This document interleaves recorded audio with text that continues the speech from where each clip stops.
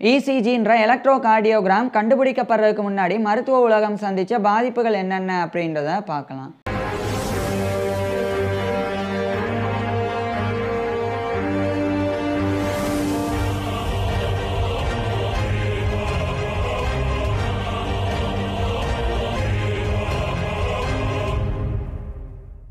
ECG கண்டுபிடிக்கப்படுறதுக்கு முன்னாடி நோயாளிகள் இருதய பாதிப்பின் அறிகுறிகளோட மருத்துவமனைகளுக்கு போகும்போது அங்கே இருக்கக்கூடிய மருத்துவர்கள் நோயாளிகளினுடைய ஹார்ட் சவுண்ட்ஸை லிசன் பண்ணுறது, பல்ஸ் ரேட்ஸை மெஷர் பண்ணுறது, இது மாதிரியான டயக்னாஸ்டிக் மெத்தட்ஸை பின்பற்றி அந்த நோயாளிகளுக்கு என்ன இருதய பாதிப்பு இருக்குது அப்படின்றத துல்லியமாக கண்டறிகிறதுக்கு முயற்சி செஞ்சு வந்தாங்க.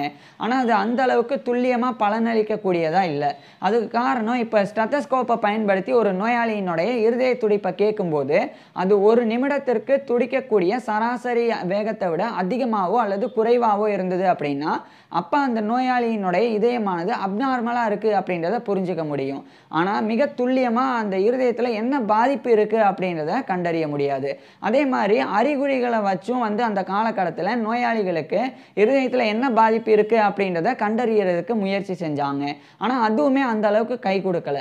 ஏன்னா ஆஞ்சைனா அப்படின்ற ஒரு ஹார்ட் கண்டிஷனும் அதே மாதிரி ஹார்ட் அட்டாக் மாரடைப்பு இந்த ரெண்டுத்துக்குமே சிம்டம்ஸ் ஒரே மாதிரி இருக்கும். உதாரணமாக இப்போ ஆஞ்சைனா அப்படின்னா நம்மளுடைய பிளட் சப்ளை இருதயத்துக்கு சரியா இல்லாம போகும்போது ஏற்படக்கூடிய கண்டிஷன் தான் ஆஞ்சைனா. இந்த ஆஞ்சைனா ஏற்படும் போது நெஞ்சு வலி ஏற்படும். அதே மாதிரி ஷார்ட்னஸ் ஆஃப் பிரெத், அதாவது மூச்சு திணறல் ஏற்படும். அதே மாதிரி இர்ரெகுலர் ஹார்ட் பீட்ஸ் இருக்கும். இந்த 3 அறிகுறிகளுமே ஹார்ட் அட்டாக்கும் அதாவது மாரடைப்பு வரும்போதும் இருக்கும்.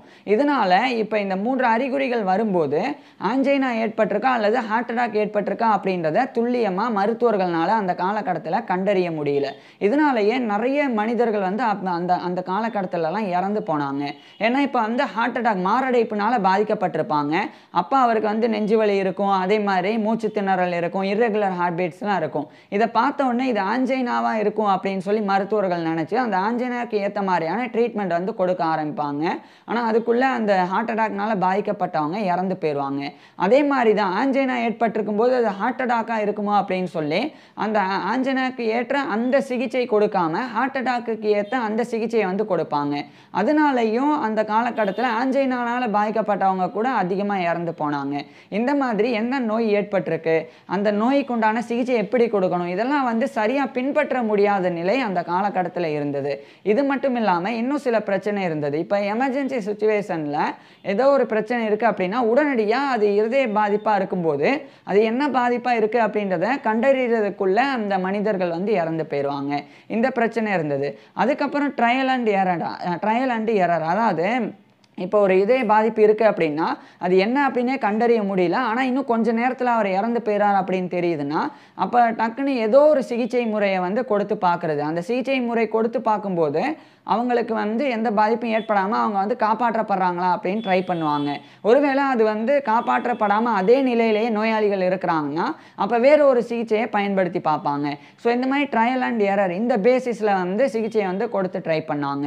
அதுக்கப்புறம் இதயத்தில் என்ன பாதிப்பு இருக்குது அப்படின்றத தெரிஞ்சுக்கிறதுக்கு சில நேரங்களில் சர்ஜரி பண்ணி இதயத்தில் என்ன பாதிப்பு இருக்குது அப்படின்றத கண்டறிகிறதுக்கும் முயற்சி பண்ணாங்க.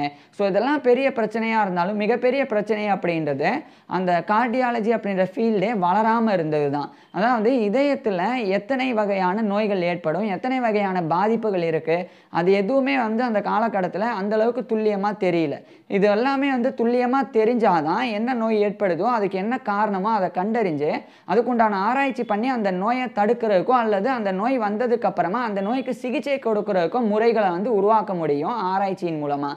ஆனால் அப்போ அதுக்கும் வசதி இல்லை. ஏன்னா எதுவுமே தெரியாது. ஒரு நோய் ஏற்படுதுன்னா இதயத்தில் அதுக்கு என்ன காரணம், அது என்ன மாதிரி பிரச்சனை எதுவுமே தெரியாமல் இருந்தனாலேயே அதுக்கேற்ற மாதிரியான ரிசர்ச்சும் அப்போ நடக்காமல் இருந்தது.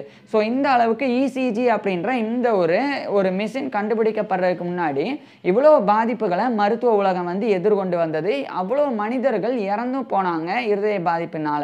ஸோ இப்பேற்பட்ட பிரச்சனையெல்லாம் சமாளிக்கிறதுக்கு இசிஜி அப்படின்ற எலக்ட்ரோகார்டியோகிராம் அதை 1901ஆம் ஆண்டு வில்லம் ஐந்தோவன் அப்படின்ற ஒரு டச் ஃபிசிஷியன் அண்ட் ஃபிசியாலஜிஸ்ட் அவர் கண்டுபிடிச்சாங்க.